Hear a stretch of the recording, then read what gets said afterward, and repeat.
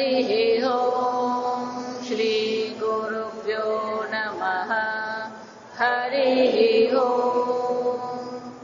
ॐ पार्थाय प्रतिबोधितां भगवता नारायणेन स्वयं व्यासेन ग्रथितां पुराणमुनिना मध्ये महाभारतम्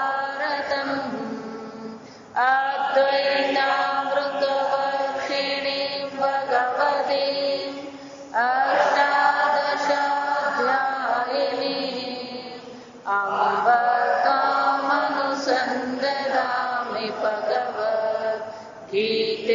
भवद्वेषिणीम् यं बुद्धे पुल्लारविन्दायतपात्रनेत्र येन त्वया भारततैलपूर्णः प्रज्वालितो ज्ञानमय प्रदीपः प्रपन्नपारिजाताय स्तोत्रवेत्रैकपाणये ज्ञानमुद्राय कृष्णाय गीतामृतदुहे नमः। सर्वोपनिषदो गावः दुग्धा गोपालनन्दनः पार्थो वत्स सुधीर्भोक्ता दुग्धं गीतामृतं महत्। वसुदेवसुतं देवं कंसचाणूरमर्दनं देवकी परमानन्दं कृष्णं वन्दे जगद्गुरुं। भीष्मद्रोणतपाजयद्रथजला गान्धारनीलोत्पला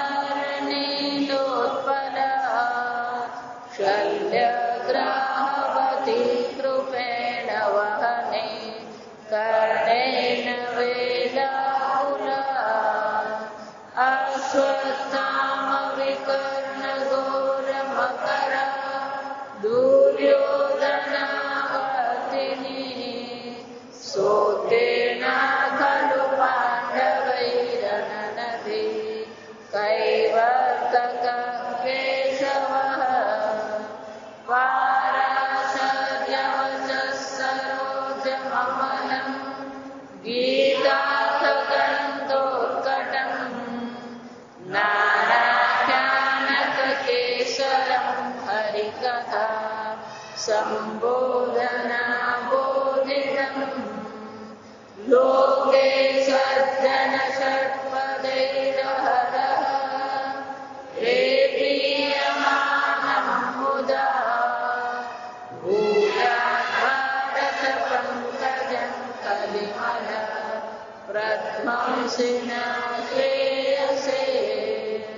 मूलं करोति वाचालं पङ्गुं लङ्घयते गिरिं यत्कृपातमहं वन्दे परमानन्दमाधवम्।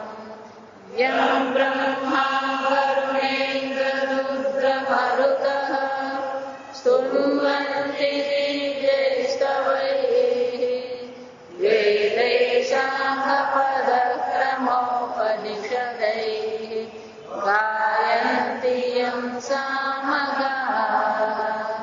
ध्यानावस्थिततद्गतेन मनसा पश्यन्ति यं योगिनः यस्यान्तं न विदुःसुरासुरगणाः देवाय तस्मै नमः। ॐ सहना भवतु सहनौ भुनक्तु सह वीर्यं करवावहै तेजस्विनावधीतमस्तु मा विद्विषावहै। ॐ शान्ति शान्ति शान्तिः। अध्याय 3 श्लोक 10। સહ યજ્ઞ પ્રજા સૃષ્ટ્વા સહ પુરોવાચ પ્રજાપતિઃ અનેન પ્રસવિષ્યધ્વં એષવોસ્ત્વિષ્ટ કામધુક દેવાન ભાવયતાનેન તે દેવા ભાવયન્તુ વઃ પરસ્પરં ભાવયन्तઃ શ્રેયઃ પરમવાપ્સ્યથ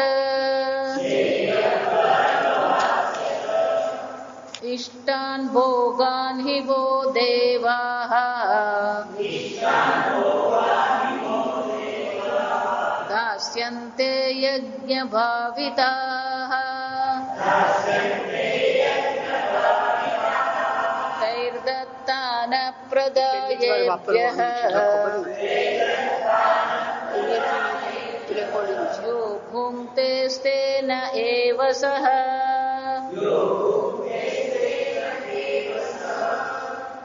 यज्ञशिष्टाशिनश्चन्तः मुच्यन्ते सर्वकिल्बिषैः भुञ्जते ते त्वगं पापाः ये पचन्त्यात्मकारणात् શંકરાચાર્યજી કહી રહ્યા છે ઇતશ્ચ અધિકૃતેન કર્મ કર્તવ્યમ. ઇતશ્ચ આ કારણથી પણ અધિકૃત એટલે કે કર્મમાં જે અધિકારી છે, કર્મમાં જે અધિકારી છે, કર્મ કર્તવ્યમ એને કર્મનું કર્તવ્યનું કર્મ અવશ્ય કરવું જોઈએ. જો આ સમજ અધિકૃત અધિકારી છે મનુષ્યને કર્મનો અધિકાર છે તો કર્મ એને અવશ્ય કરવું જોઈએ. ઇતશ્ચ આ કારણથી પણ. જો કયા કારણથી? તો કે આ સૃષ્ટિના પ્રારંભમાં બ્રહ્માજીએ જ્યારે પ્રજાની સૃષ્ટિ કરી, પ્રજાની સૃષ્ટિ સાથે સાથે યજ્ઞની પણ સૃષ્ટિ કરી.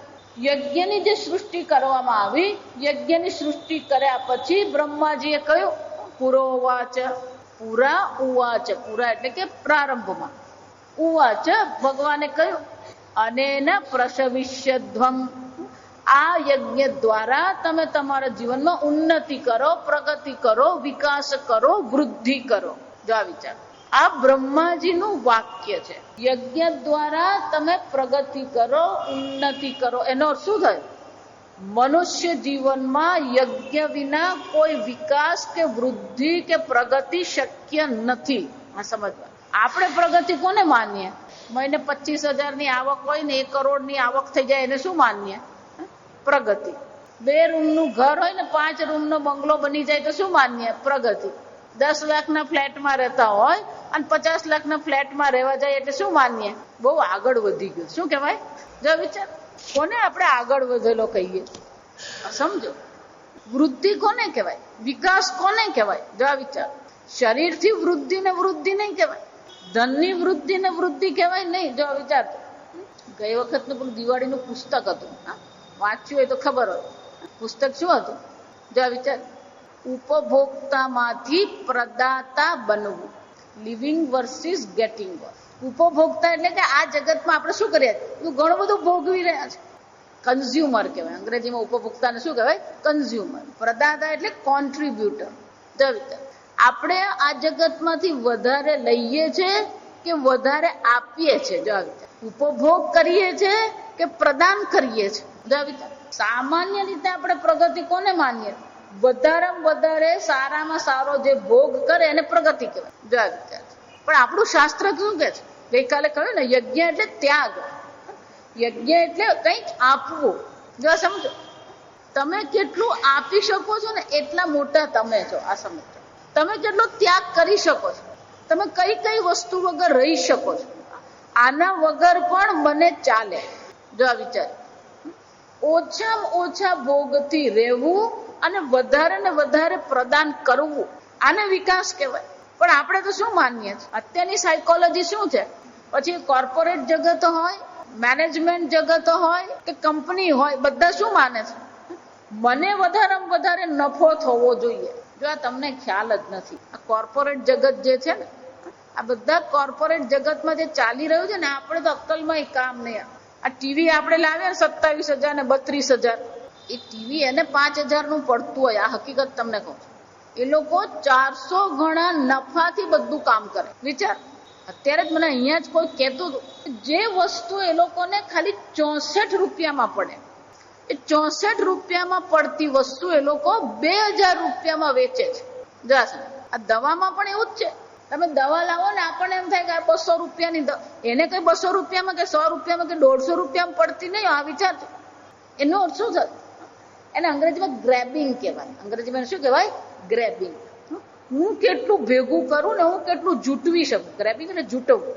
હું કેટલું મેળવું, મને કેટલું મળ્યું, મને મળવું જોઈએ, તન મળે કે નહીં મળે, મારે કઈ કામ નથી. જો વિચાર, આખા જગતની જે સાયકોલોજી છે, માનસ છે, કેવું છે? Grabbing psychology. બધી જ વસ્તુમાં એવું છે. આ સમજજો, ખાવામાં, પીવામાં, વસ્તુઓમાં વધારેમાં વધારે મને કેમ મળે, વિચાર. અને એટલે ભગવાન બ્રહ્માજી આપણને કહી રહ્યા છે, પ્રજાપતિ બ્રહ્માજી આપણને કહી રહ્યા છે કે આ યજ્ઞ દ્વારા તમારી વૃદ્ધિ કરો. એનો અર્થ શું થયો? ભોગવીને વૃદ્ધિ નથી કરવા. ઈશાવાસ્ય ઉપનિષદમાં જોઈ ગયા, તેન ત્યક્તેન પુંજીથાહ. તમે કેટલું છોડી શકો છો? જેટલો તમે ત્યાગ કરી શકો ને એટલા મહાન તમે કહેવાઓ. જેટલું વધારે પકડો ને એટલા અલ્પ. જો આ સમજ, તર્ક સમજી લે. ધારો કે તમે કંઈક પકડીને બેઠા છો, તો આ અનંત બ્રહ્માંડની દ્રષ્ટિએ તમે જે પકડ્યું છે એ કેટલું? જો વિચાર, મારી પાસે 5 ફૂલ છે ને તારી પાસે 50 ફૂલ છે. જા સમજ, વિચાર. પણ અનંત બ્રહ્માંડમાં કેટલા બગીચા છે ને એ બગીચામાં કેટલા ફૂલો થાય છે, એમાં તારી પાસે 50 ફૂલ હોય તો કેટલા થયા? અનંત બ્રહ્માંડની દ્રષ્ટિએ વિચારીએ તો આપણો ભોગ કેટલો, આપણી સંપત્તિ કેટલી? સવારે તૈત્રીય ઉપનિષદ ભણીએ છે, એમાં પેલી આનંદ મીમાંસા આવે. આનંદ મીમાંસા એટલે કે આનંદનું વિશ્લેષણ કરવા, સરખામણી કરવામાં. જો વિચાર, કોઈ પણ વસ્તુની સરખામણી કરવી હોય તો એક સ્ટાન્ડર્ડ બનાવ, એક માપદંડ બનાવવું પડે. અને માપદંડને આધારિત પછી આપણે આગળ ચાલી શકીએ. આ સંપૂર્ણ જગત માપદંડથી જ ચાલે છે. દિવસના 12 કલાક, રાતના 12 કલાક, એ પણ શું છે? એક માપદંડ છે. ખરેખર કઈ ભગવાને 12 કલાક ને રાત્રિના 12 કલાક નથી બનાવ્યા. ભગવાને દિવસ રાત બનાવે. જો સમજો, પણ એ દિવસ રાતને કંઈક સમજવા માટે આપણે શું કર્યું? પેલી ઘડિયાળ બનાવી દીધી 12 કલાક. પણ ધારો કે જેને પહેલી વાર ઘડિયાળ બનાવી એને 10 કલાકની બનાવી હોત તો શું થશે? જો વિચાર. તો કલાક એ શું છે? એક માપદંડ છે. એ માપદંડને આધારે આપણે જીવન જીવી શકીએ. આ 100 રૂપિયા, 500 રૂપિયા, 1000 રૂપિયા, એ પણ શું છે?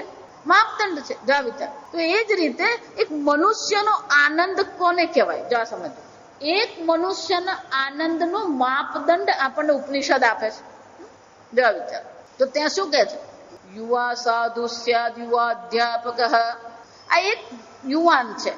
સાધુ, યુવાન અને સાધુ બે ભેગું નહીં થાય. આ સમજ, યુવાન પણ છે અને કોણ છે? સાધુ છે. યુવા સ્યાદ સાધુ યુવા અધ્યાયક. અધ્યાયક એટલે કે આ શાસ્ત્રનું એને અધ્યયન કર્યું છે. યુવાન છે, સાધુ છે, શાસ્ત્રનું અધ્યયન કર્યું છે. અધ્યાપક એટલે કરાવી રહ્યો. જાવ, શાસ્ત્ર ભણવું એક વસ્તુ કહેવાય. આ સમજ, ભણાવવું હોય તો શું કરવું પડે? એન્જિનિયર બધા બને, પણ એન્જિનિયરના પ્રોફેસર કેટલા બને? વકીલ બધા બની જાય, પણ વકીલના પ્રોફેસર કેટલા બની શકે? ડોક્ટર બધા બને, પણ ડોક્ટરના પ્રોફેસર કેટલા બની શકે? જાત. તો યુવાન છે, સાધુ છે અને શું છે? અધ્યાપક.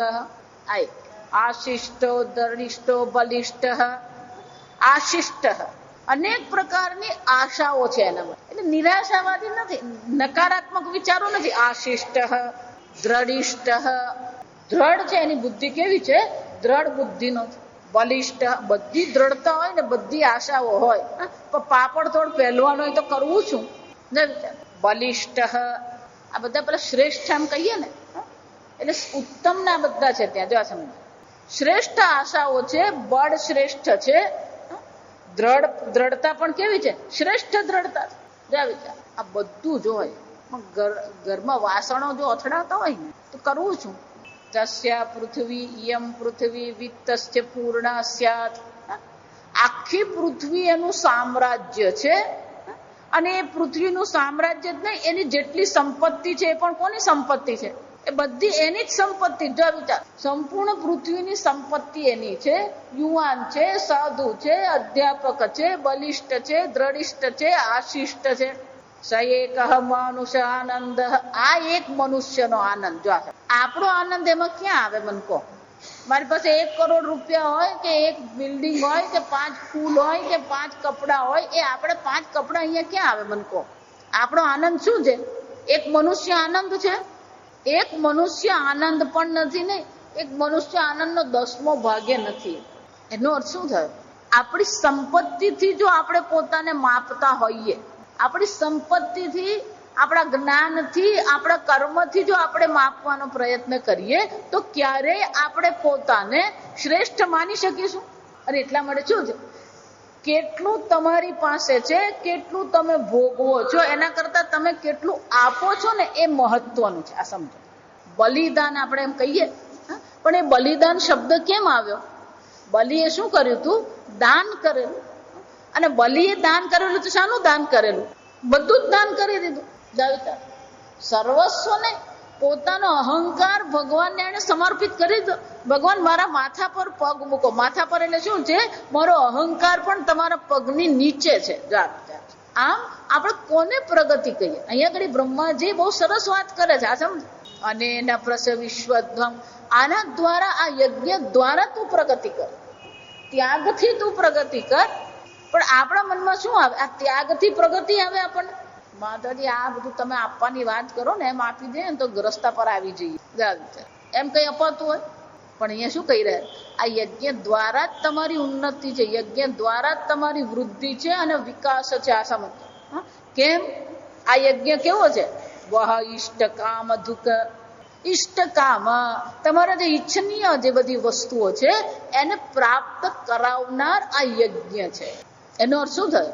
મહાભારતમાં દુર્યોધનને, યુધિષ્ઠિરને બધાને બહુ અભિમાન હતું. પુરુવંશના હતા ને, એટલે અહંકાર એ લોકો. એટલે એક બ્રાહ્મણ, એના પિતાજીનું મૃત્યુ થયું ત્યારે એના પિતાજી કહી ગયા કે દીકરા, તું સુખડના લાકડાથી મારી ચિતા કર. પણ એ બ્રાહ્મણ એટલા બધા પૈસા નહીં પેલું સુખડનું, ચંદનનું લાકડું લઈ શકે. એટલે બ્રાહ્મણને એક હક એ વખતે હતો કે રાજા પાસે જઈને શું કરી શકે? માંગણી કરી શકે. એટલે પેલો યુધિષ્ઠિર પાસે ગયો. યુધિષ્ઠિરે તપાસ કરાવી તો કે એક સુખડનું લાકડું છે જ નહીં અત્યારે રાજ્યમાં. દુર્યોધન પાસે ગયો. દુર્યોધને પણ આ જ વાત કરી. જો આ વિચાર. એટલે પેલો બ્રાહ્મણ પુત્ર નિરાશ થઈ ગયો કે પિતાજીની ઈચ્છા હતી અને આ ચિતા બનાવવાની છે, લાકડું મળતું નથી. કોઈ કેવું કહ્યું, તું એક કામ કર, આ યુધિષ્ઠિર બધા નહીં, તું કર્ણ પાસે જા. કર્ણ કોણ છે? મહાન દાનવીર. એટલે પેલો કર્ણ પાસે. કર્ણે પણ કીધું કે રાજ્યમાં તો કોઈ પાકું ચંદનનું લાકડું છે નહીં. પણ કર્ણએ શું કર્યું? કર્ણએ કહ્યું, આ મારા મહેલમાં જે લાકડું છે એ ચંદનનું છે, તને જેટલું જોઈએ ને એટલું તોડીને લઈ જા. યુધિષ્ઠિરનો મહેલ પણ શાનો બનેલો હતો? આપવું હોય ને તો પછી ગમે ત્યાંથી અપાય. આ સમય. અને નહીં આપવું હોય ને તો પછી બનાય એટલા મળી રહે. પણ અહીંયા શું કે છે? જો આપણે એમ માનતા હોય કે ભેગું કરીને મને સુખ મળશે, મારી ઈચ્છાની પૂર્તિ થશે. આ બીજા વાક્યમાં શું કે છે? ઈષ્ટ કામ દુઃખ. આ યજ્ઞ કેવો છે?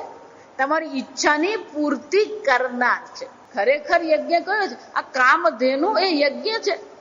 કામાન અભિપ્રેતાન કામાન, ઈચ્છનીય જે પણ પદાર્થો છે, ફલ વિશેષાન દોગ્ધિ, દરેક પ્રકારના કર્મ ફળ, દરેક પ્રકારના ફળ, દરેક પ્રકારની ઈચ્છાની પૂર્તિ કરનાર આ યજ્ઞ છે. આમ અહીંયા કહે છે કે ત્યાગમાં આનંદ છે, ભોગમાં આનંદ નથી. અને એટલા માટે શું કીધું? આ યજ્ઞ દ્વારા તમે પ્રગતિ કરો. પ્રશ્ય વિશ્ચિતમ એટલે શું છે? યજ્ઞ દ્વારા તમે પ્રગતિ કરો. પણ કે આ યજ્ઞ શું છે? જા સમજ. 11, 12 અને 13 શ્લોક ભગવાન આ ચોથું કારણ આપણને આપી રહ્યા છે, કર્મ શા માટે કરવું જોઈએ. ગઈકાલે યજ્ઞની વ્યાખ્યા કરીએ. દેવતામ ઉદ્દિશ્ય દ્રવ્ય ત્યાગ યજ્ઞ. દેવતાઓને ઉદ્દેશમાં રાખીને જે દ્રવ્ય ત્યાગ કરવામાં આવે એને શું કહેવામાં આવે? યજ્ઞ કહેવાય. યજ્ઞનો બીજો અર્થ આપણે કર્યો કલ્યાણ. આ સમજ, સર્વના કલ્યાણની ભાવના કરવી એને શું કહેવામાં આવે? યજ્ઞ કહેવાય. પણ એ 14મા શ્લોકથી શરૂ થશે. અત્યારે જે આ પહેલી વ્યાખ્યા કરવામાં આવી દેવતામ ઉદ્દેશ્ય દ્રવ્ય ત્યાગ જે છે એ 11, 12 અને 13માં ભગવાન આપણને સમજાવે. એટલે પછીના શ્લોકમાં 11મા શ્લોકમાં કે છે દેવાન ભાવયતાનેન તે દેવાન ભાવયંતુ વહ.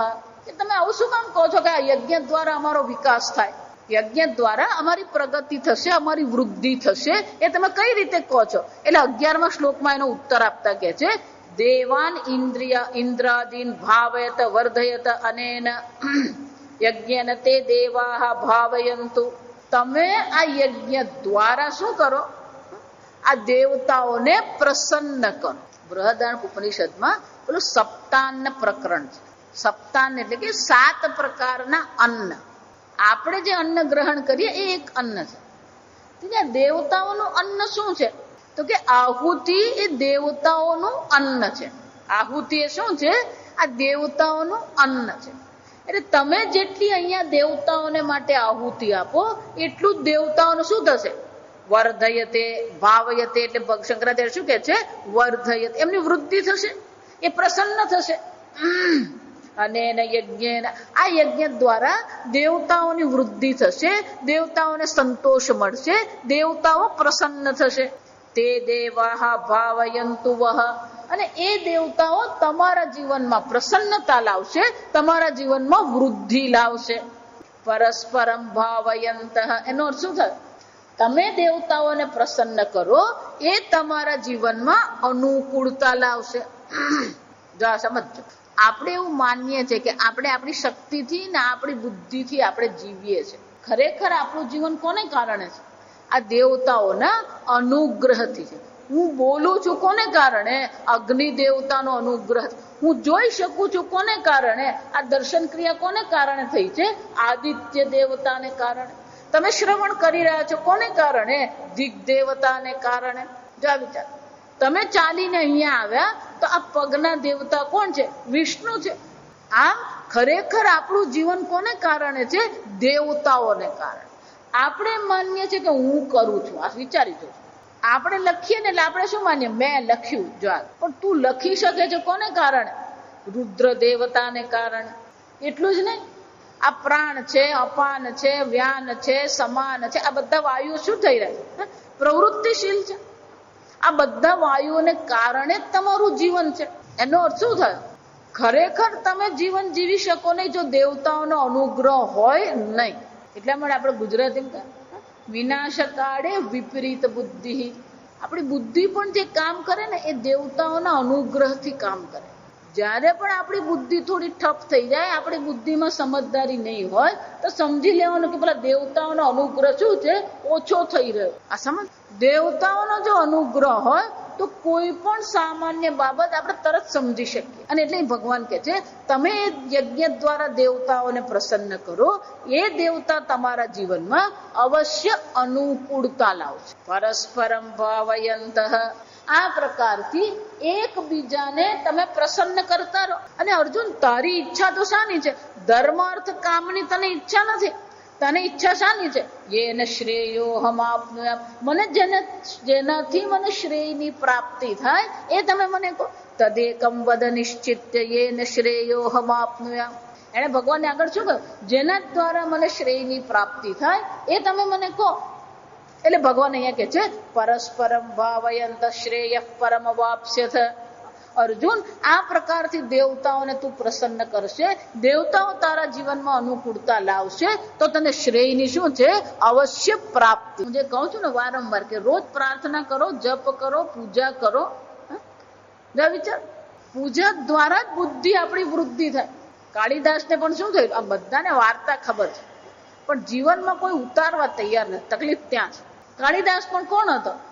જે ડાળી પર બેઠો હતો એ ડાળી કાપતો હતો. આ કાળીદાસ. પછી લોકો એની મજાક ઉડાવતા એટલે પેલો કંટાળી ગયો ગામમાં રહીને, અને એને વિચાર કર્યો કે હું જતો રહું અહીંયાથી, કારણ કે અહીંયા લોકો શું કરતા હોય? રોજ લોકો મજાક ઉડાવે, અપમાન કરે, અને આ બધું અપમાનિત થવું એના કરતા ગામ છોડીને જતો રહું. અને ગામ છોડીને જતો હતો ત્યાં પેલું ગામના નાકા પર પેલો કૂવો હતો. એટલે વિચાર કર્યો કે જતા પહેલા શું કરી લઉં, આ પાણી પી લઉં, રસ્તામાં પાણી મળે ન મળે. એ વખતે બિસ્લેરી તો મળતું નતું, આ સમજવું. અને પેલી પનિહારી હોય શું કરતી હોય, પેલું પાણી ભરે કૂવામાંથી. એટલે એક પનિહારી પાસે જઈને કીધું બેન જરાક પાણી પીવડાવ ને. એટલે પેલી પાણી પીવડાવે. તો પાણી પીવડાવવા માટે શું કરે, પેલો વાંકો વડે ખોબામાં પેલી પાણી રેડે ને શું કરે, પીવાનું હોય. પણ વાંકો વડે ને ત્યારે જોયું તો પેલી કૂવાની જે ધાર હતી એ શું થઈ ગઈ હતી, ઘસાઈને ખાડો પડી. કૂવાની જે પાડી હતી એ પાડી પર શું હતો, પેલો પથ્થર, જે પાડીનો પથ્થર હતો ઘસાઈને ખાડો થઈ ગયો. એટલે એના મનમાં વિચારો કે આ ખાડો કેવી રીતે થઈ ગયો, આ પથ્થર કેવી રીતે ઘસાઈ ગયો. એટલે એને પૂછ્યું કે આ પથ્થર કેવી રીતે ઘસાયો. કે રોજ રોજ અમે આ દોરડું અહીંયા આમ ઘસીએ ને, એનો અર્થ શું થયો, દોરડું ભલે નરમ છે પણ રોજ રોજ પેલા દોરડાથી પાણી આપણે ભરતા હોઈએ, અને જ્યારે માટલામાં પેલું પાણી ભરાયું હોય અને તમે જ્યારે ખેંચો એટલે પેલું વજન હોય, જો આ સમજ, ખરેખર દોરડું જ નહીં પણ પેલું જે વજન છે, વજનને કારણે શું થાય, પેલો ઘસારો આવે. એટલું જ નહીં, પેલું ઊંચકીને માટલું આમ ફટતીને ત્યાં મૂકે. રોજ આ કરતા હોઈએ એટલે વર્ષો જાય એટલે શું થાય, ઘસાઈ જાય. કાળીદાસના મનમાં વિચાર ઉઠ્યો કે જો દોરડું પથ્થરને ઘસી શકે તો મારી બુદ્ધિ તો શું છે, ચેતન છે. આ ચેતન બુદ્ધિ પણ શું થઈ શકે, જો સમજો, બુદ્ધિશાળીની બુદ્ધિ પણ ચેતન છે, અને જે મંદ બુદ્ધિ છે અથવા જેને કઈ મગજમાં ઉતરતું જ નથી એની બુદ્ધિ પણ શું છે, ચેતન જ છે. મનમાં પેલો ઝબકારો થયો. સરસ્વતી માતાને શું કરવામાં, તપશ્ચર્યા કરી, સરસ્વતી માતાની ઉપાસના કરી મંદિરમાં જઈને, અને એ કોણ બની ગયા, કાળીદાસ બની ગયા. વાલ્યો ડાકુ હતો, તામસિક હતો, હિંસક હતો. અહીંયા આવશે ક્ષિપ્રમ ભવતી ધર્માત્મા, રામ રામ રામ કરતો રહ્યો, અને એ વાલ્યમાંથી શું બની ગયો, વાલ્મીકી બની. આ બધી કથાઓ જે છે આપણને દર્શાવે છે કે આપણા વ્યક્તિત્વમાં, આપણી બુદ્ધિમાં આપણે શું કરી શકીએ, પરિવર્તન લાવી શકીએ. આ સામાન્ય રીતે આપણે આ બધા આપણા ગરડાઓને સાંભળીએ તો શું કે એ તો બધું હવે હાડકા ભેગું જ જાય. હાડકા ભેગું જાય નહીં. જો આ સમજ, તપશ્ચર્યા, યજ્ઞ, દાન, પ્રાર્થના, આ બધામાં એ પ્રકારની શક્તિ છે કે ભલભલામાં એ પરિવર્તન લાવી શકે. આ સમજ. પણ આપણને બધી શ્રદ્ધા નથી, એટલી બધી શ્રદ્ધા નથી. એટલું જ નહીં, આપણા મનમાં એવો તમસ છે કે આપણે એને માટે શું કરીએ, કોઈ પ્રયત્ન કરીએ જ નહીં. અને એટલે ભગવાન અહીંયા કેવું પડ્યું, પરસ્પરમ ભાવયંત શ્રેય પરમ વાપ્સ્યત. હે અર્જુન, આ પ્રકારથી તું દેવતાઓને પ્રસન્ન કરીશ, આ દેવતાઓ તારા પર પ્રસન્ન થશે અને તને પરમ શ્રેયની મોક્ષની પ્રાપ્તિ કરાવી શકશે.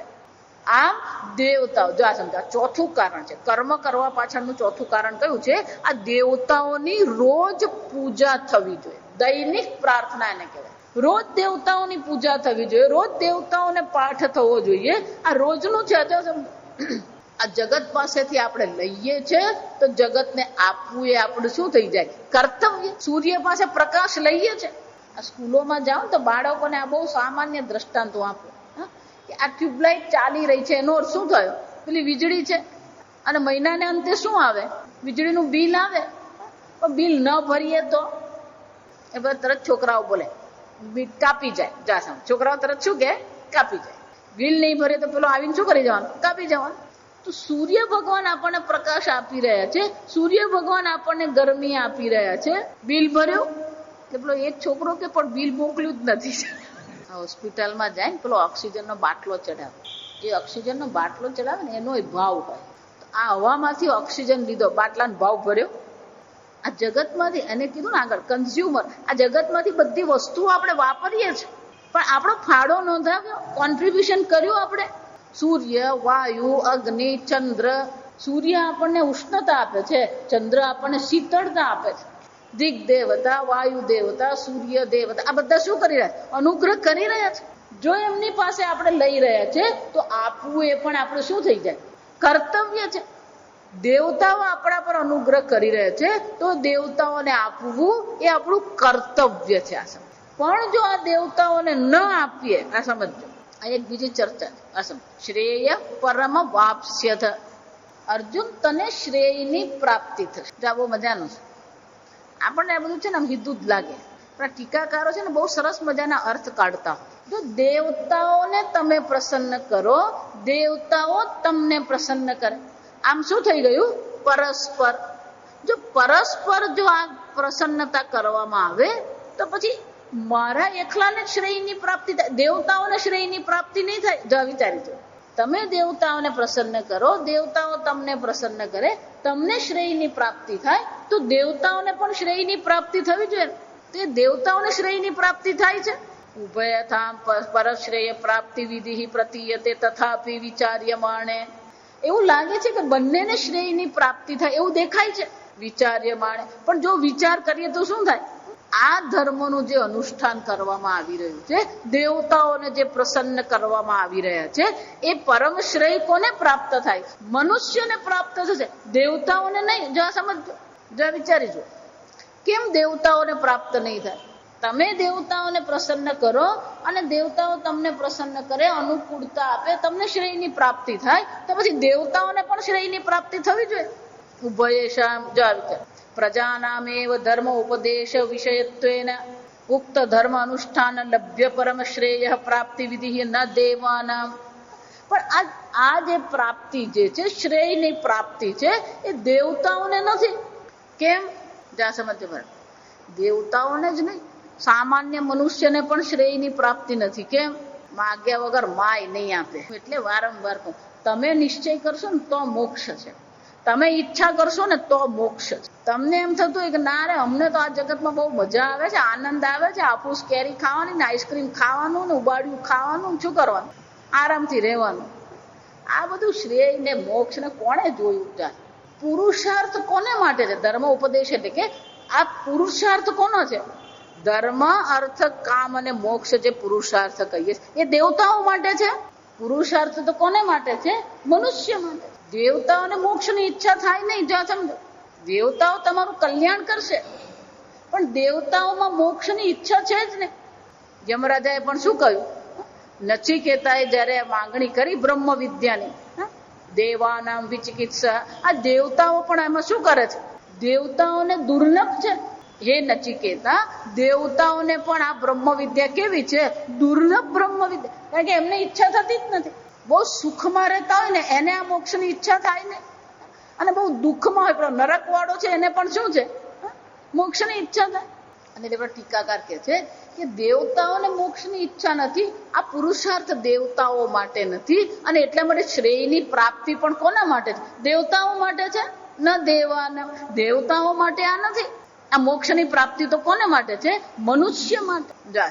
પણ આ મનુષ્યએ દેવતાઓની પૂજા કરવી જોઈએ, પાઠ કરવો જોઈએ, જેથી દેવતાઓ જીવનમાં શું કરે? અનુકૂળતા લાવે. આ દેવતાઓનું જો અનુકૂળતા હશે તો શું? શ્રેય પરમ મોક્ષ લક્ષણમ જ્ઞાન પ્રાપ્તિ ક્રમેણ અવાપ્સ્યત સ્વર્ગમ વા પરમ શ્રેય વાપ્સ્યત. શંકરાચાર્યજી કહે છે, જો તને મોક્ષની ઈચ્છા નથી તો દેવતાઓના અનુગ્રહથી સ્વર્ગની પ્રાપ્તિ, ઉર્ધ્વલોકની પ્રાપ્તિ થશે. અને જો તને મોક્ષની ઈચ્છા છે તો તને મોક્ષની પણ પ્રાપ્તિ થઈ શકે, પણ માત્ર દેવતાઓની પૂજાથી નહીં, જ્ઞાન પ્રાપ્તિ ક્રમેણ. સમજો, સીધો દેવતાઓના પૂજા માત્રથી આપણને જ્ઞાન મોક્ષ મળવાનો નથી, પણ કોના દ્વારા?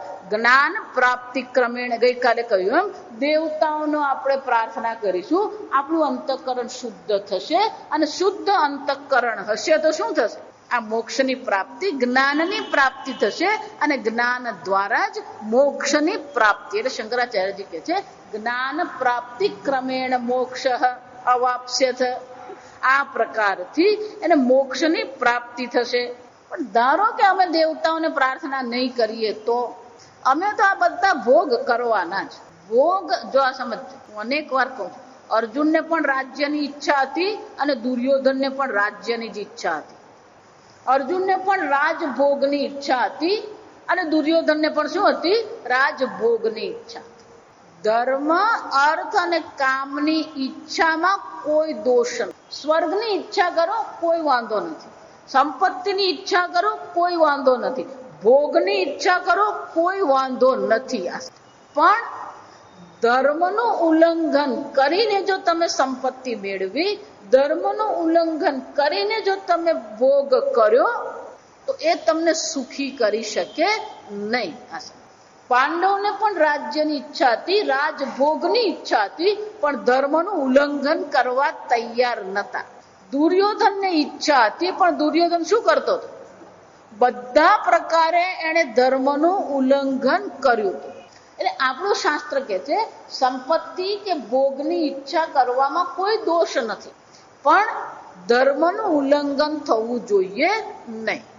તમને જીવનમાં અનેક પ્રકારના ભોગ મળી રહ્યા છે. ધારો કે તમે કોઈ ધંધો શરૂ કરો, ધંધામાં તમારા 40% છે અને તમારો ભાગીદાર છે એના 60% છે. રોકાણ જે કરવામાં આવે એ રોકાણમાં શું છે? તમારા 40% છે ને એના કેટલા છે? 60% છે. તો જ્યારે તમારો વર્ષના અંતે જ્યારે તમે મેળ કરો, ખાતું લખો, હિસાબ કિતાબ કરો, તો એમાંથી 60% કોને મળે? ભાગીદારને મળે. અને તમને કેટલા ટકા મળે? 40%. એનું એટલું શું છે? રોકાણ છે. એનો અર્થ શું થાય? 100% તમને મળી શકે એમ નથી. તો આ બહુ સીધો સામાન્ય એક દાખલો આપું છું કે તમારું જેટલું રોકાણ છે, તમારી જેટલી મહેનત છે એને અનુરૂપ તમને મળે, એનાથી વધારે તમને મળી શકે ને. ઇષ્ટાન ભોગાન હિ દેવાહ દાસ્યન્તે યજ્ઞ ભાવિદાહ. આ યજ્ઞ, તમારા યજ્ઞથી પ્રસન્ન થઈને આ દેવતાઓ તમને શું કરે છે? તમારા ઈચ્છનીય ભોગ દાસ્યન્તે આપશે. તો દેવતાઓ તમને આ ભોગ આપે છે, દેવતાઓ તમને અનુકૂળતા કરી આપે છે. તો જે પણ કોઈ કર્મ તમે કરી રહ્યા છો એ કર્મમાં દેવતાઓનો ભાગ છે કે નથી? હું બોલું છું તો બોલવાનો શ્રેય પૂર્ણતઃ હું લઈ શકું? હું વિચારું છું તો વિચારવાનો શ્રેય પૂર્ણતઃ હું લઈ શકું? મારું જે જ્ઞાન છે એ જ્ઞાનનો પણ હું શ્રેય લઈ શકું પૂરેપૂરો? જો વિચાર, સૂર્ય, ચંદ્ર, અગ્નિ, વાયુ આ 12 દેવતાઓ છે. અહીંયા પણ શું છે? પ્રાણ છે, અપાન છે, વ્યાન છે, ઉદાન છે, સમાન છે. આ વાયુ રૂપે પણ દેવતાઓ શું કરી રહ્યા છે? સતત કાર્યરત. એનો અર્થ શું થાય? બાહ્ય દેવતાઓ એટલે આધ્યાત્મિક દેવતાઓ અને આધિભૌતિક જે દેવતાઓ છે એ 24 કલાક શું કરી રહ્યા છે? કાર્યરત છે. ધારો કે તમે શેરડી ઉગાડો તો શેરડી ઉગાડવામાં પણ તમારી મહેનત જેટલી છે એના કરતા વધારે મહેનત કોની છે? સૂર્ય છે, વરુણ દેવતા એટલે જળ દેવતા છે, વાયુ દેવતા છે, પૃથ્વી દેવતા છે. આ બધામાં પણ શું છે? મહેનત છે કે નથી? તો એનો અર્થ શું? તમને જે ઈચ્છનીય ભોગ મળી રહ્યા છે એ ભોગમાં આ દેવતાઓ પણ કાર્યરત છે. દેવતાઓની પણ મહેનત છે. દેશી ભાષામાં કહું, જો દેવતાઓની પણ મહેનત છે, દેવતાઓ પણ ત્યાં કાર્યરત છે, તો તમને જે ભોગ મળી રહ્યો છે એમાં દેવતાઓનો ભાગ ખરો કે નહીં? જો વિચારી. અને જો દેવતાઓનો ભાગ છે અને એ દેવતાઓનો ભાગ આપ્યા વગર જ જો તમે બધું શું કરે? આ તો બધું મારી મહેનતથી મેં, મારો પરસેવો, જો આ સમજો, મેં પરસેવો પાડ્યો.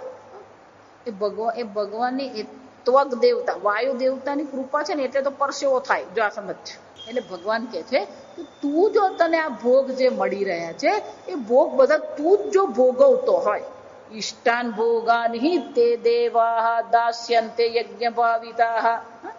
તમારા યજ્ઞથી પ્રસન્ન થઈને આ દેવતાઓ તમને અનેક પ્રકારના ભોગ પ્રદાન કરશે. કયા પ્રકારના ભોગ? દાસ્યન્તે વિતરિષ્યન્તિ સ્ત્રી પુરુષ પશુ પુત્રાન યજ્ઞ વર્ધિતા તોષિતા ઇત્યર્થ. યજ્ઞથી પ્રસન્ન થઈને, સંતુષ્ટ થઈને દેવતાઓ તમને તમારા ઈચ્છનીય ભોગ આપશે. તૈહિ દત્તાન. આ દેવતાઓ દ્વારા જે આપવામાં આવ્યું છે, તૈહિ દત્તાન એટલે કે દેવતાઓ દ્વારા તમને જે ભોગ આપવામાં આવ્યા છે, અપ્રદાયેભ્યઃ યો ભુંક્તે. આ દેવતાઓએ જેટલું તમને ભોગ આપ્યો એ શું કરે છે?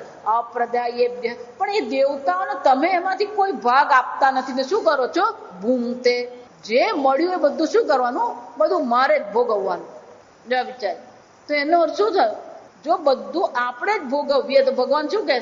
સ્થેન એવ સહ. એ કોણ છે? ચોર છે. જો આ વિચાર, જે પણ તમારા જીવનમાં તમને મળી રહ્યું છે એ તમારે શું કરવું જોઈએ? દેવતાઓને આપવું જોઈએ. હું એટલે વારંવાર કહું, તમારી આવકના 10% સમાજ માટે, દેવતા માટે, અન્ય માટે ઉપયોગ કરો. જીવનમાં જો સુખી થવું હોય તો આવકના 10% વાપરવા જ પડે. પણ માતાજી 10% એટલે કેટલા થયા તમને ખબર? હું કહેતી જ નથી, આ ભગવાન અહીંયા કહી રહ્યા છે. આ સમજ, જો દેવતાઓના 10% આપે, જો વિચાર, ખરેખર મહેનત 90% દેવતાઓની, તમારી તો મહેનત 10% જ છે. અને છતાં ભગવાન તો શું કરે છે? 90% માગતો નથી, એ 10% જ માગે છે. અને એ 10% આપવામાં આપણને પેટમાં દુખે. જ્યાં આપવાની વાત આવે ને એટલે બધાને દુખાવો થાય. લેવાનું આવે ને તો બધું મફતમાં બધું જ લેવા તૈયાર. પુસ્તક જો વેચવામાં આવે ને તો બધા આવીને ઉભા રહી જાય લાઈનમાં. પણ એમ કહું કે 75 રૂપિયાનું પુસ્તક લેવાનું છે તો કોણ લે?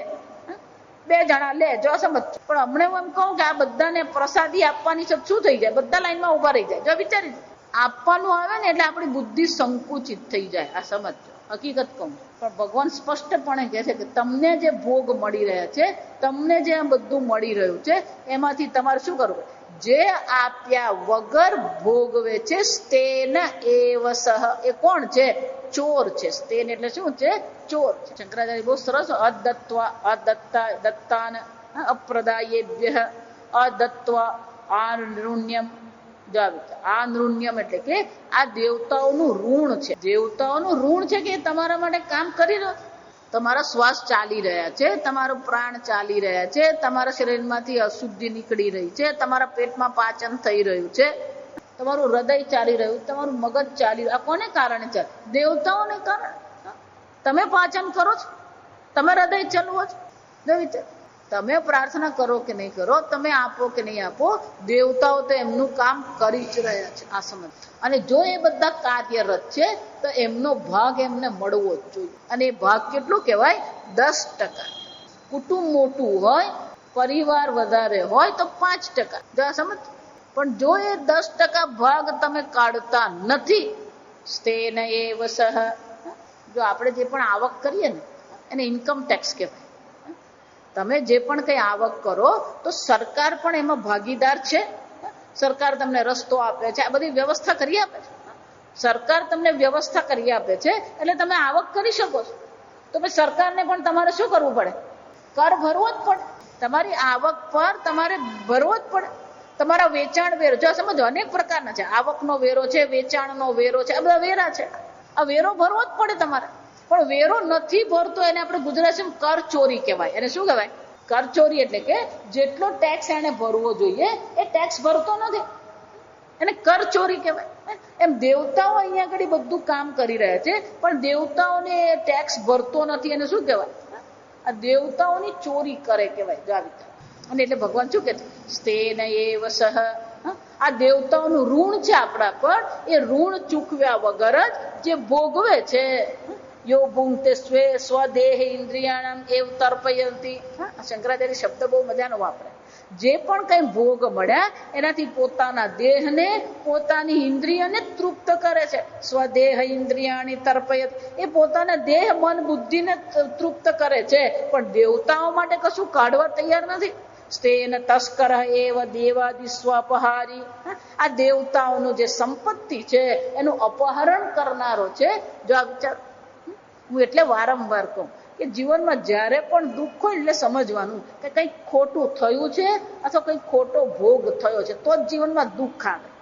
બુદ્ધિ આપણી ચાલતી નથી, બુદ્ધિ આપણી ઠપ થઈ જાય છે, સમજાતું નથી તો સમજી લેવાનું ક્યાંક ને ક્યાંક દેવતાઓનો અનુગ્રહ થતો નથી. દેવતાઓનો અનુગ્રહ નથી તો શું કરવાનું? એ દેવતાઓને આપણે આપીએ. અને આગળ હું તમને કહી દઉં છું કે આપવામાં પણ આપણે જે કરીએ ને, એકડાની પાછળ કેટલા મીંડા છે ને એનો કોઈ મહત્વ નથી. આ સમજો. એકડાની પાછળ કેટલા મીંડા છે એના કરતા પણ તમારી જે સંપત્તિ છે એને કેટલામો ભાગ તમે આપો. ટકાવારી કહેવાય. જેટલી તમારી ટકાવારી વધારે હશે એટલું જ સુખ તમારા જીવનમાં છે. અને એટલે ભગવાન કહે છે કે અર્જુન, આ પ્રકારથી તને શ્રેયની પ્રાપ્તિ ક્યારે થશે? આ દેવતાઓનો ભાગ પણ તું આપશે. આગળ મેં કહ્યું એમ આ જે 10મા શ્લોકથી જો આ સમજ, 10મા શ્લોકથી ભગવાન કર્મ કરવા માટેનો જે તર્ક આપી રહ્યા છે એ સર્વ સામાન્ય મનુષ્ય માટે. એ મુમુક્ષુ છે કે સાધક છે એને કઈ લગતું વળગતું નથી. દરેક મનુષ્યએ પોતાની આવકમાંથી, પોતાના ભોગમાંથી શું કરવું જોઈએ? 10% આ સમાજ કલ્યાણ માટે, આ ભગવાન માટે, દેવાલય માટે, દેવતાઓ માટે શું કરવું જોઈએ? વાપરવું જ જોઈએ. જા હું એટલા માટે કહું, જયારે પણ તક મળે ને ત્યારે દાન કરી લેવા. આપણે જો એમ મન થાય કે વર્ષને અંતે કરવાથી તો પેલો આંકડો બહુ મોટો થઈ જાય એટલે પછી જીવ ચાલે નહીં. આટલું બધું તો અપાતું હોય, પણ દર મહિને થોડું થોડું આપતા રહીએ તો શું થાય? જો વિચાર. પણ આપણે એમ માનીએ છેલ્લે આપી દેવા, પછી છેલ્લે કાણી પૈયે નીકળે નહીં. અને એટલે ભગવાન કહે છે આ બધા કોણ છે? સ્તેન એવ સહ. આ બધા કોણ છે? ચોર જ છે. તો એનો અર્થ શું થાય? યજ્ઞ શિષ્ટાશિન સંત મુચ્યંતે સર્વ કિલ વિષય. યજ્ઞ શિષ્ટ, શિષ્ટ એટલે બાકી રહ્યું. યજ્ઞ કર્યા પછી એટલે કે દેવતાઓને અર્પણ કર્યા પછી, સમાજને અર્પણ કર્યા પછી જે બાકી રહે છે, આપણો જે ભાગ બાકી રહે છે, એ જે ભોગવે છે એ સર્વ પાપથી મુક્ત થાય છે. સર્વ કિલ વિષય મુચ્યંતે. જો ખાલી દેવતાઓનો ભાગ નથી, આ સમજો. તમે જે કર્મ કરો છો એમાં 5 ભાગ છે, એને પંચ મહાયજ્ઞ કહેવામાં આવે. આ પંચ મહાયજ્ઞ જે છે એ પંચ મહાયજ્ઞ આવશ્યક છે આપણા જીવન. દેવ યજ્ઞ કહી ગયા ભગવાન, પિતૃયજ્ઞ જો શ્રાદ્ધ કર્મ આપણે જ ખરેખર 16 દિવસ આપણે કરવું જોઈએ. પણ આપણે હવે એવો એક નિયમ બની ગયો કે આગલી પેઢું પૂરતું જ કરીએ. પત્ની હોય, બાપા હોય, બા હોય, એને માટે જ કરીએ. જો વિચાર, ખરેખર 16 દિવસ કરવાનું. કેમ? કારણ કે આપણા દાદા પિતામહ, પ્રપિતામહ, માતામહ જો 16 દિવસનું હોય ખરેખર. પણ આપણે પેલું 2-4 દાડા કરી મૂકીએ. રોજ પેલું કૂતરાને વાસ નાખવાનો હોય, રોજ કાગડાને વાસ નાખવાનો, રોજ ગાયને નાખવાનો. માતાજી અમે એપાર્ટમેન્ટમાં લઈએ, કાગડો ક્યાં શોધવા જઈએ, ગાય ક્યાં શોધવા જઈએ? એ બધું શોધાય નહીં ને. તો આપણે ત્યાં પાંજરા પોળ ચાલતી જ હોય, ગૌશાળા ચાલતી જ હોય. એમાં શું કરવાનું? ગૌશાળામાં દાન કરો, પાંજરા પોળમાં દાન કરો. પેલું ઘાસ હોય ને એ લોકોને ઘાસ ખવડાવે, એ ઘાસ ચારાના પૈસા આપો. એક રીતે નહીં તો બીજી રીતે. આ વિકલ્પ ઘણા હોય. આ સમજવા. આમ પિતૃયજ્ઞ કહેવાય. આપણા પૂર્વજો માટે આપણે કંઈક દાન કરીએ ને શું કહેવાય? પિતૃયજ્ઞ. માતાનું મૃત્યુ થયું તો માતાના નામે આપણે શું કરીએ? દાન આપીએ. પિતાના નામે દાન આપીએ. ધ્રુવયજ્ઞ. આપણી આસપાસના જે મનુષ્યો છે એને પણ આપણે શું કરીએ? મદદ કરીએ. બ્રહ્મયજ્ઞ. ચોથો કયો છે? બ્રહ્મયજ્ઞ. બ્રહ્મયજ્ઞ એટલે કે ઋષિ યજ્ઞ. અને ભૂતયજ્ઞ. આસપાસના પ્રાણીઓને પણ આપણે શું કરીએ? કાળજી કરીએ. આ 5 ભાગ પાડ્યા પછી યજ્ઞ શિષ્ટ આશિન. 5 પિતૃયજ્ઞ, દેવયજ્ઞ, ભૂતયજ્ઞ, નૃયજ્ઞ. નૃ એટલે મનુષ્ય યજ્ઞ અને બ્રહ્મયજ્ઞ. આ 5 કર્યા પછી જો આ સમજ, જે વધે ને એ ભોગવવા. યજ્ઞ શિષ્ટ આશિન સંત મુચ્યંતે સર્વ કિલ વિષય. જો આ ગઈકાલે મેં કીધું માતૃદેવો ભવ. આ બધા સમાસ કહેવાય. તું એવો બન જેને માટે માતા દેવતા સમાન છે. પિતૃદેવો ભવ એટલે પિતા દેવતા છે એમ નહીં, પણ તું એવો બન કે જેના હૃદયમાં માતા પિતા પ્રત્યે દેવતા જેટલી સન્માન આદરની ભાવના હોય. એ જ રીતે યજ્ઞ શિષ્ટ આશિન સંત. જે લોકો યજ્ઞ કર્યા, પંચમહાભૂત યજ્ઞ કર્યા પછી બાકી રહેલું જે ભોગવવા વાળા છે, યજ્ઞ શિષ્ટ આશિન સંત. એટલે શંકરાચાર્યજી કહે છે દેવ યજ્ઞાદિ નિર્વર્ત્ય તત્શિષ્ટમ અશનમ અમૃતાખ્યમ આશિતુમ શીલમ યેશામ તે યજ્ઞ શિષ્ટાશિન. આ બધા યજ્ઞ કર્યા પછી જે બાકી રહે છે અને બાકી ભોગવનાર છે એને નામ શું પડી ગયું? યજ્ઞ શિષ્ટ આશિન. મુચ્યંતે સર્વ કિલ વિષય.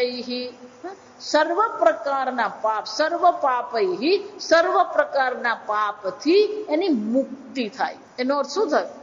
શાસ્ત્ર આપણે એવું કહે છે કે કોઈ પણ ભોગ કરો. જો આ વારંવાર તમને કહેતી હું કે ઓછામાં ઓછા ભોગથી જીવન જીવો. જે ભોગ કરવો આવશ્યક નથી ને નહીં કરવો. કે કોઈ પણ પ્રકારનો ભોગ હોય એમાં થોડી ઘણી હિંસા રહેલી જ છે. એટલે શંકરાચાર્યજી કહે છે કયા કયા પ્રકારના પાપ છે. સર્વ પાપ કહ્યું ને, સર્વ કિલ્બિષૈ, સર્વ પ્રકારના પાપમાંથી એની મુક્તિ થાય છે. પણ સર્વ પ્રકારના પાપ કયા કયા છે? ચુલ્યાદિ પંચસૂના કૃતૈ. આપણું જીવન જીવવા માટે પંચસૂના એટલે કે 5 પાપ છે. આ ભગવદ્ ગીતા ભાષ્ય જો તમારી પાસે હોય ને તો નીચે શ્લોક આપેલો છે, નીચે ટિપ્પણીમાં. કંડનમ પેષણમ ચુલ્લિમ ઉદકુંભશ્ચ માર્જની પંચસૂના ગૃહસ્થસ્ય પંચયજ્ઞાત પ્રણશ્યતિ. ગૃહસ્થ માટે આ 5 પાપ રોજના છે. જીવન જીવવા માટે પણ આ 5 પાપ કરવા જ પડે. જા સમજો. કંડનમ એટલે આપણે ખાંડવું, ગુજરાતીમાં શું કહીએ? અનાજ ખાંડવામાં આવે અથવા અનાજ પકાવવામાં આવે, એમાં પણ શું થાય? નાની મોટી હિંસા થવાની. પેષણમ વાટીએ, જો સમજો. ચુલ્લી એટલે અગ્નિ, ચુલ્લી એટલે ચૂલો સળગાવીએ આપણે. ઉદકુંભશ્ચ પાણી ભરીએ. માર્જની આપણે શું કરીએ? આ દિવાળી આવી એટલે માર્જની શરૂ વધારે પડતું ચાલે. રોજ તો વાળતા જોઈએ, સફાઈ કરતા હોય, પણ માર્જની. આ 5 કર્મ આપણે જીવન જીવવા માટે આવશ્યક છે. ખાંડવું, પાણી ભરવું, સફાઈ કરવી, ચૂલો સળગાવવો, વાટવું. તો આ 5માં પેલી હિંસા છે. આપણે ગુજરાતીમાં એક જ કહેવત કહો ને તમને ખબર પડી જાય. પાપડી ભેગી ઈયળે બફાઈ જાય. આ સફાઈ કરીએ એટલે કરોડિયાના જાડા પડે, પણ એનો ભેગો કોણ મરી જાય? પેલો કરોડિયો મરવાનો. આમ પાપડી સમારીએ જો એટલા માટે હંમેશા પાપડી જે છે ને એને બધા શું કરે? નસ કરી નાખી જ કરે. આખી ક્યારેય પાપડી કરાય નહીં. 2-4 પાપડીમાં ઈયળ બફાય જ જાય. પાપડી જો બનાવી હોય તો શું કરવાનું? એને ફાડવાની. જા સમજ. હકીકત કહું છું ને, અત્યાર સુધી નહીં ફાડીએ ને તો કેટલી ઈયળ પેટમાં ગઈ, આ વિચારજો.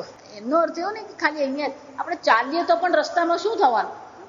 એટલો બધો કંઈ આપણે સાચવીને ચાલી શકીએ નહીં. પેલા કીડી મંકોડા આ પગ પર આવી જ જાય. જો સમજ. એનો અર્થ શું થયો?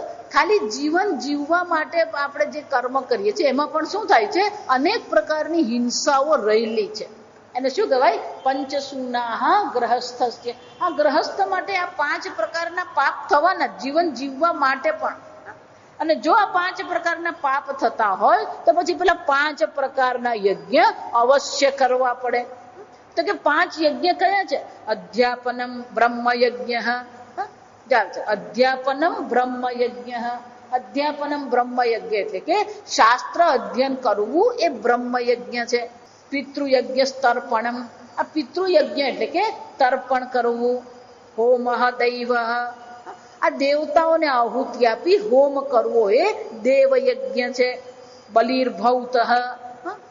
ભૂત યજ્ઞ જે છે એમાં શું કરવાનું? બલિ એટલે કે એ લોકોને ભોગ આપણે આપીએ. જો સમજો, એવા કેટલાય ઘરો છે, મને ખબર છે હજી પણ, કે રોજ પેલી ગાયને 1 રોટલી આપે, કૂતરાને રોટલી આપે. જો વિચાર. હું અમદાવાદ બહુ વર્ષો પહેલા કોકને ઘરે ગઈ, પેલા 3જે માળે રહેતા. તો પેલા બા હતા ને એ રોટલી કરે. જો આ સમજ. એ રોટલી કરે અને પછી બાલ્કનીમાં જઈને પેલી 1 રોટલી નીચે નાખે. આ રોટલી કેમ નીચે નાખી? કે જો પેલી નીચે ગાય ઉભેલી જ છે, એને ખબર જ છે કે રોજ હું રોટલી નાખું. એટલે રોજ શું કરે? ગાય ત્યાં ઊભી જોઈ. રોજ 10-10:30 વાગે પેલું રોટલી બનાવે અને એ પેલો ગાય નીચે આવે એટલે એ રોટલી શું કરે? આ ભૂત યજ્ઞ. જો આ બધા દાણા પણ નાખે. આપણે પહેલા એટલા માટે જ પેલો ચબૂતરો હતો. ચબૂતરો શાના માટે હતો? આ પક્ષીઓને દાણ નાખવા માટે. પક્ષીઓને દાણ ઉપર નાખવા પડે. નીચે હોય ને તો કૂતરા બિલાડી પક્ષીઓને શું કરી શકે? નુકસાન પહોંચાડી શકે. એટલે તમે જો ને, ચબૂતરો હંમેશા એક જ પાયા પર હોય. એટલે પેલા બિલાડી કૂતરા કોઈ ઉપર ચડી શકે નહીં. આ બધાની પાછળ વિચાર છે. આમ પક્ષીઓને આપણે ચણ નાખીએ.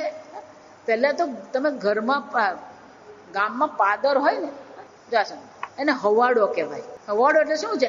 આવતા જતા બધા પક્ષીઓ શું કરે? એમાંથી પાણી લેતા જાય. ગાય છે, ભેંસ છે, કૂતરા છે, બિલાડી છે, પશુ છે, પક્ષી છે, બધા શું કરે? પેલું પાણી પીએ. ભૂત યજ્ઞ બલિ. આ બધા પ્રાણીઓને પણ આપણે શું કરવું જોઈએ? આપણે આપવું જ જોઈએ. નૃયજ્ઞ અતિથિ પૂજનમ. અતિથિ પૂજનમ. હવે તો અતિથિ રહ્યો જ નહીં. આ સમજવાનું. કોઈ જો બાપડો કયા વગર જો આવીને ઉભો રહી ગયો ને તો બાપડાનું સ્વાગત થાય જ નહીં, ખખડામણી જ થઈ જાય. એટલે ફોન તો કરવો તો, અને પણ આવ તો કે પાણી તો આપ. પેલા બિચારાને કોઈ આવવાનું નહીં કે પાણી ને આપે એને ત્યાં બારણામાંથી પાછું જવાનું મન થઈ જાય જાત. ગૃહ યજ્ઞ એટલે અન્ય જે મનુષ્યને કઈ પણ જરૂરિયાત પડે તો શું કરીએ આપણે મદદ કરીએ. આમ શું છે અધ્યાપનમ બ્રહ્મયજ્ઞ જાસમ પિતૃયજ્ઞ સ્તર્પણમ હોમો દૈવ બલિ ભૌત અને છેલ્લું શું છે ગૃહયજ્ઞ. આ પાંચ મહાયજ્ઞ દ્વારા શું થાય છે સર્વ કિલ્બિષૈ મુચ્યંતે. સર્વ પ્રકારના પાપોથી આપણી શું થાય છે ગ્રહસ્થે રોજ આ 5 યજ્ઞ કરવાના છે. અને અત્યાર સુધી જો નહીં કર્યું હોય તો મીટર કેટલું ચડી ગયું ને એ વિચારી લેવા. એમને માનતા મીટર ચાલતું નથી, એ મીટર તો ચાલે જ. મુંબઈ જાઓ ને પેલો ટેક્સી વાળાને રોકો, ટેક્સી વાળાને રોકીએ એટલે પેલો ઉભો રહી જાય. પછી ઘરમાંથી પેલો અડધો કલાકે જો આવે તો એ અડધો કલાકનો પણ શું કરવામાં આવે, એ ગાડી ચાલુ કરે ત્યારથી એનું મીટર નહીં ચાલુ થાય. એનું મીટર ક્યારથી ચાલુ થાય? તમે એને ઉભો રાખ્યો 5-10 મિનિટ ઉભો રહે, પણ જો અડધો કલાક ઉભો રહ્યો તો એ શું કરવાનો છે? એમ એકવાર મનુષ્ય શરીર મળ્યું, મનુષ્ય શરીરમાં આવ્યા એટલે પેલું મીટર તો શું થઈ ગયું, એ ચાલુ થઈ જ ગયું. આ સમજો. અને મીટર જો ચાલુ થઈ ગયું છે અને જો એ મીટર તમે ભરતા નથી તો શું થવાનું? બિલ વધી ગયું. આ સમજો. પછી એ બિલ વધે એટલું તેને ચક્રવૃદ્ધિ વ્યાજે થાય. ચક્રવૃદ્ધિ વ્યાજ તો ખબર હશે. વ્યાજ પર પણ શું થાય? પેલું વ્યાજ ચડે ને શું કહેવાય? ચક્રવૃદ્ધિ વ્યાજ. ભુંચતે તુ અગંપાપાહ એ પચંત્યાત્મકારણાત. જે આ 5 પ્રકારના યજ્ઞ કરતો નથી, 5 પ્રકારના યજ્ઞ કર્યા પછી જે બાકી રહે છે એ જે ભોગવે છે એને સર્વ પ્રકારના પાપોમાંથી મુક્તિ થાય છે. પણ જે આ કરતો નથી, ભગવાન શું કે છે? ભુંજતે તે અગંપાપાહ. એ પોતે પણ પાપી જ છે અને જે ભોગવી રહ્યો છે એ પણ શું છે? પાપ જ ભોગવી રહ્યો. જા વિચાર. એ જે ખાય છે, શંકરાચાર્ય કહે છે અન્નમ નતું અન્નમ, એ અન્ન પછી એને માટે અન્ન રહેતું જ નથી. એ શું બની જાય છે? પાપ જ ખાઈ રહ્યો. જે ખાઈ રહ્યો છે એ શું છે? ભુંજતે તું અઘમ. અઘમ એટલે પાપ. એટલે એ શું ખાય? અન્ન ખાય છે નહીં, એ શું ખાઈ રહ્યો છે? પાપ જ ખાઈ રહ્યો. કેમ? પાપા. કારણ કે કોણ છે? પાપ કરનારો છે. એ પચંતી આત્મકારણાત.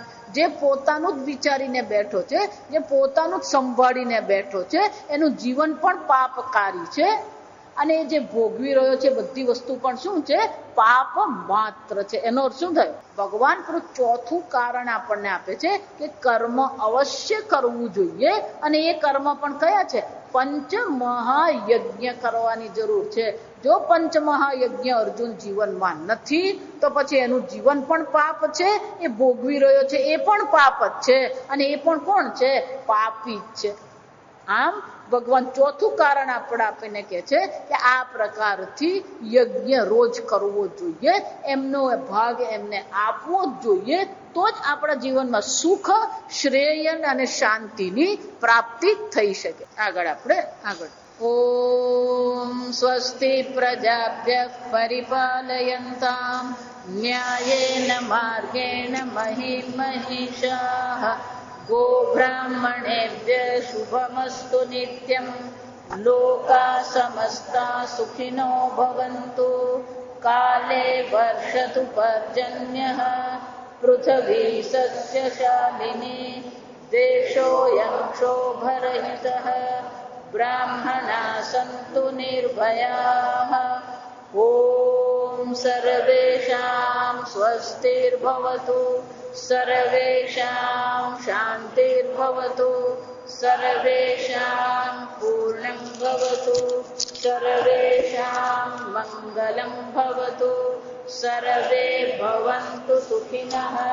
સર્વે સन्तુ નિરામયાઃ સર્વે ભદ્રાણિ પશ્યन्तુ મા કશ્ચિદ દુઃખભાગ ભવેત અસતો મા સદ્ગમય તમસો મા જ્યોતિર્ગમય મૃત્યોર્મા અમૃતંગમય ઓમ પૂર્ણમદ પૂર્ણમિદં પૂર્ણાત પૂર્ણમુદચ્યતે પૂર્ણસ્ય પૂર્ણમાદાય પૂર્ણમેવાવશિષ્યતે.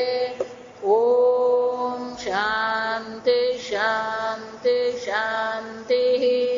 હરિ ઓમ. શ્રી ગુરુભ્યો નમઃ. હરિ ઓમ.